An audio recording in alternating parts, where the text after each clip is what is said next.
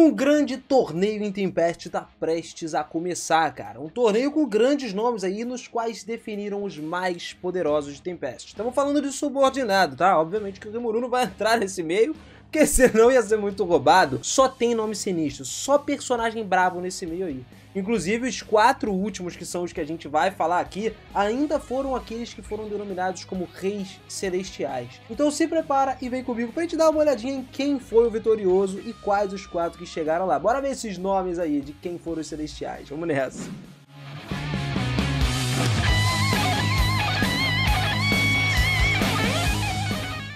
Fala, seus otakus, beleza? Eu sou o Miras e sejam muito bem-vindos a mais um vídeo aqui do canal. Pessoal, a gente já pode até ter uma noção de quem que são esses caras mais fortes, né, dentro de todos os subordinados do Rimuru, mas sinceramente, foi um torneio que me surpreendeu pra caramba, tipo, muito mesmo.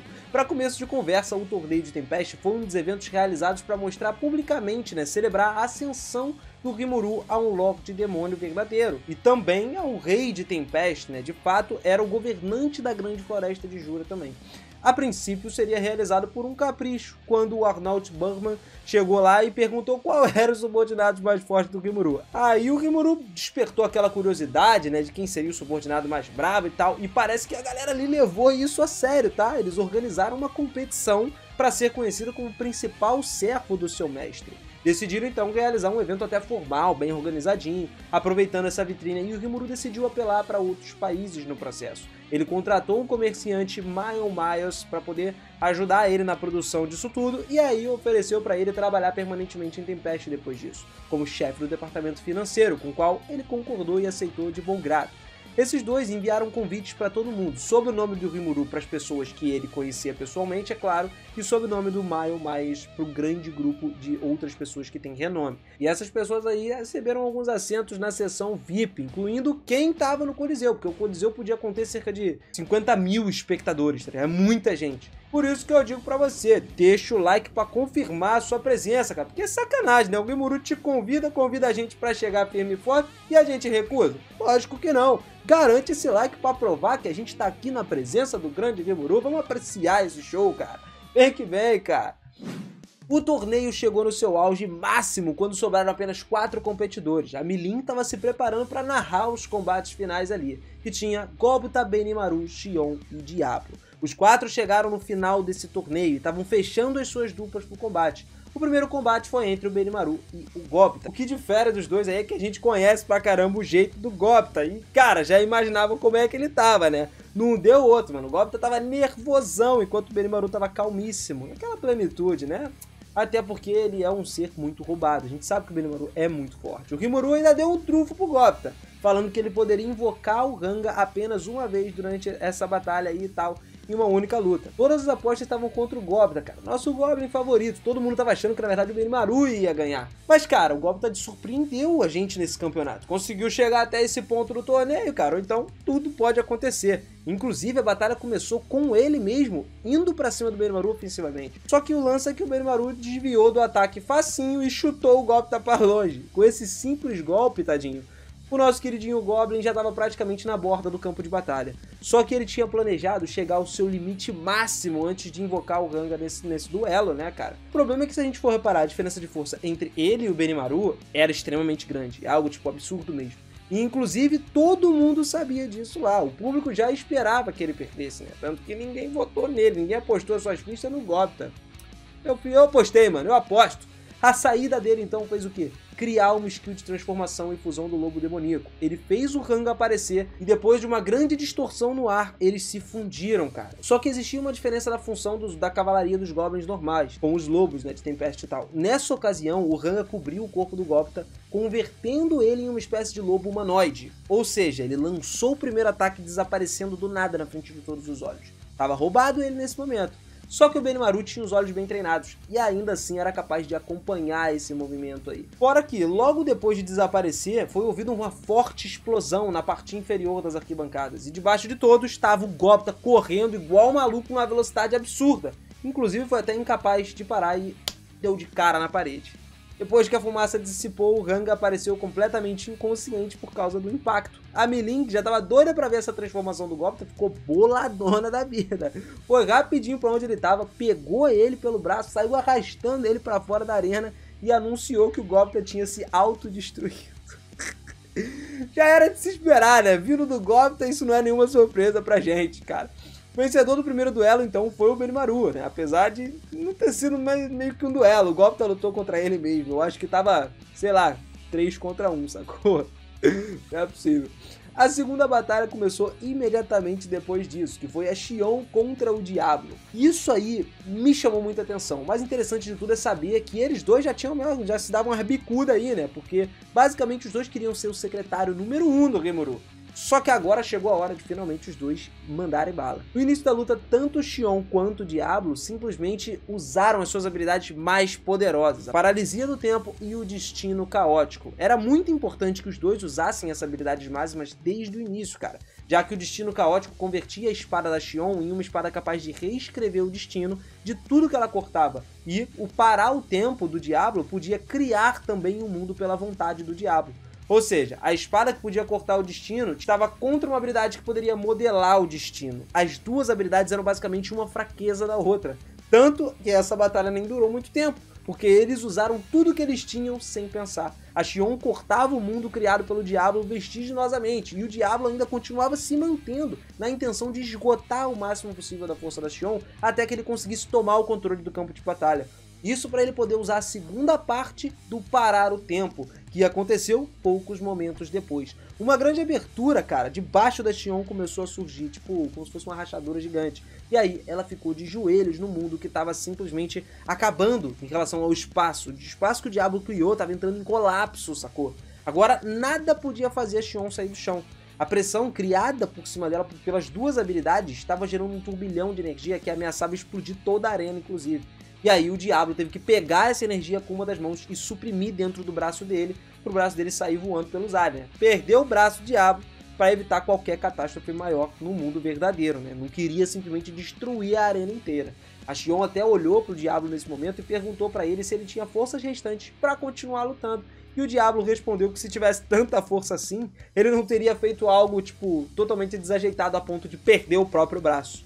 A Xion, então, aceitou a sua derrota, levantando o Diablo pro segundo finalista do torneio, cara. Olha, já começou a ficar pegado, já sabe quem vai batalhar na final, né? Benimaru ganhou a primeira, Diablo ganhou a segunda. A parada vai ficar séria, cara. Só que antes dessa luta principal, a gente tem que ir, é claro, pra quem vai ficar no terceiro lugar. Só que para essa batalha, todos os dois lutadores estavam em péssimas condições. O Gobta, que recebeu a fúria da Milin, boladona, bateu nele pra caramba, porque ele simplesmente não conseguiu controlar, né, o Ranga, e a Xion, que sofreu muitos danos contra o Diablo. Além da espada dela também ter sido quebrada, né, nesse combate aí. Então o ideal era deixar os dois se recuperarem para poder completar, né, os seus poderes e começar a batalha pelo terceiro lugar. Então, passado um tempo e recuperados, eles foram para a arena. O Gobta se transformou assim que a luta começou, e depois da escolha da Milin deu para ele, né, parecia que ele tava tipo 1000%, cara. O cara tava frenético, ele tinha mais controle sobre a sua própria transformação.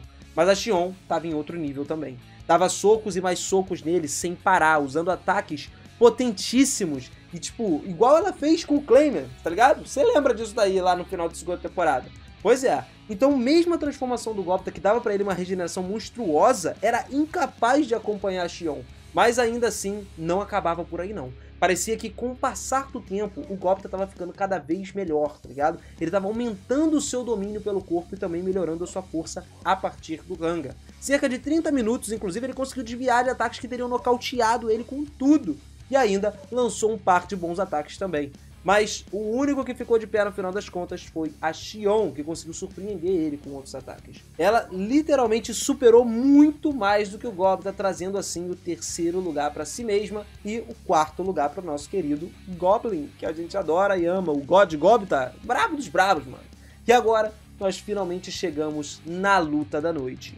It's time! O principal ogro, portador do fogo, general das forças armadas de Tempest, Benimaru, contra o demônio primordial, um dos primeiros e mais poderosos demônios existentes no submundo, Diablo. E convenhamos, né, galera? O Diablo já tava feliz pra caramba, porque Desde muito tempo atrás, o tempo todo da sua vida, ele basicamente não teve chance de ter uma luta tão digna quanto ele estava tendo agora.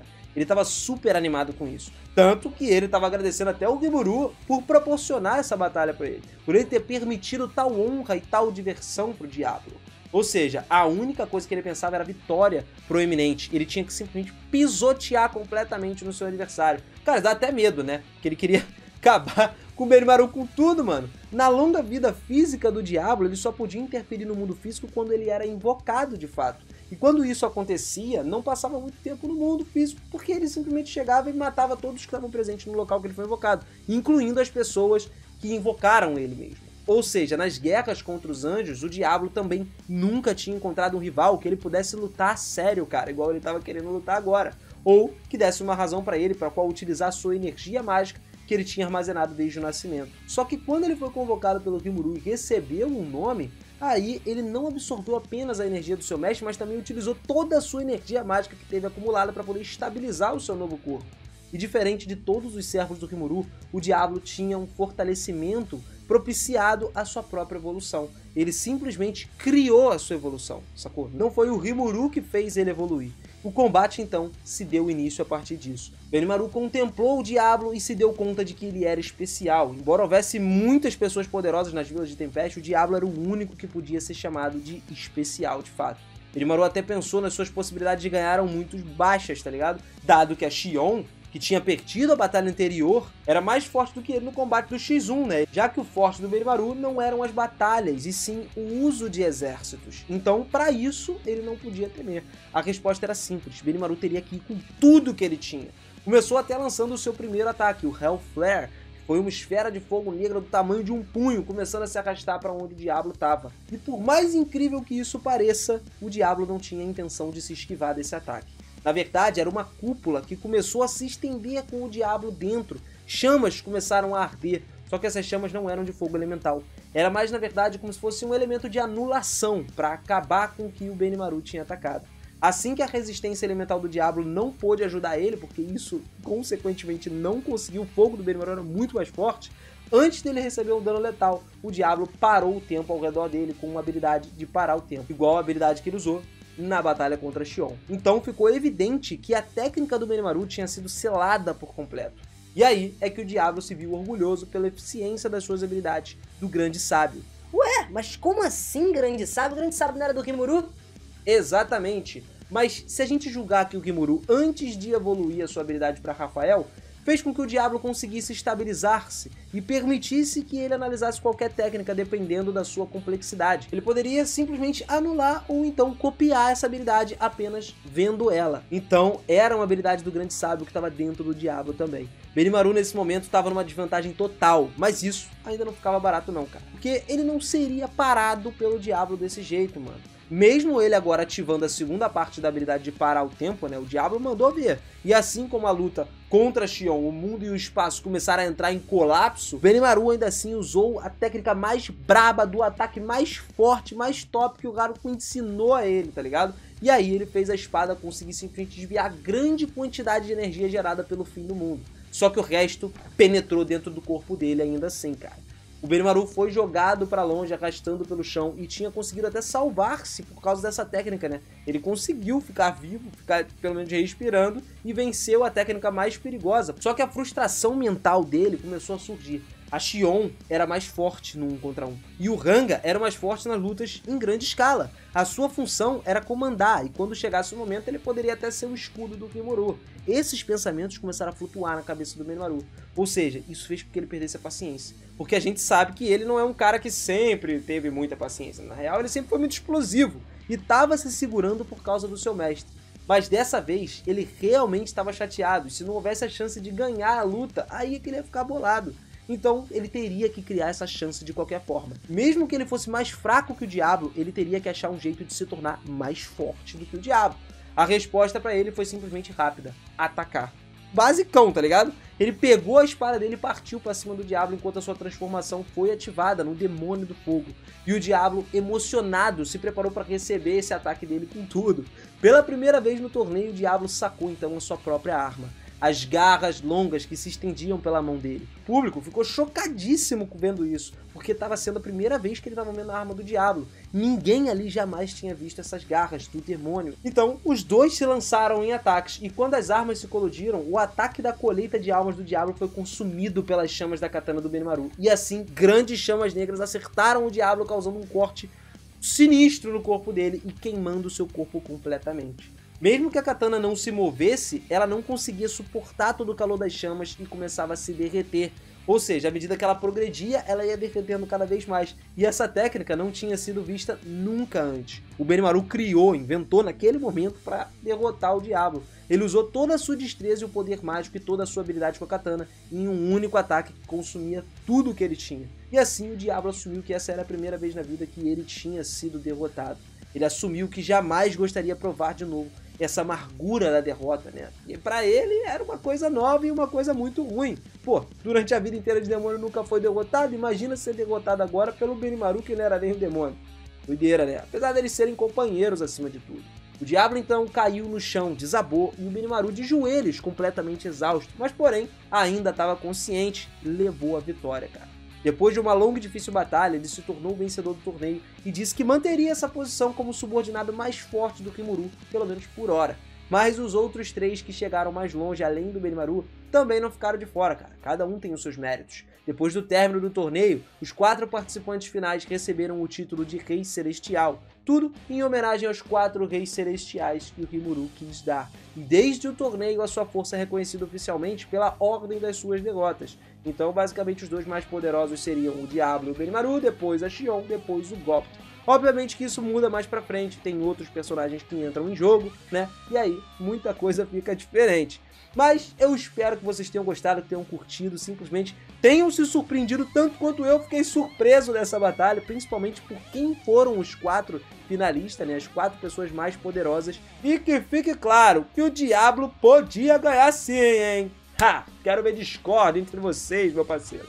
Brincadeira, brincadeira. Isso aqui é lógico que a gente tem sempre uma conversa sadia, uma risada sempre, né? Sem discussões aí, pelo amor de Jesus Cristo, mano. Capricha nesse teu like e nessa inscrição. Ativa o sininho e bora caminhar junto com os outros animes, com o Tensei. Caminhando junto, a gente vai longe, cara. Tamo quase nos 100 mil, falta muito pouco. Falta muito pouco e você vai fazer parte disso. Obrigado por isso tudo e não esquece, inscrição e sininho te garantem informação, porque isso é o que a gente não deixa de trazer aqui. Informação tem de sobra e você tá sempre muito informado do mundo dos animes. Tamo junto sempre, até a próxima, um grande abraço galera, valeu, fui!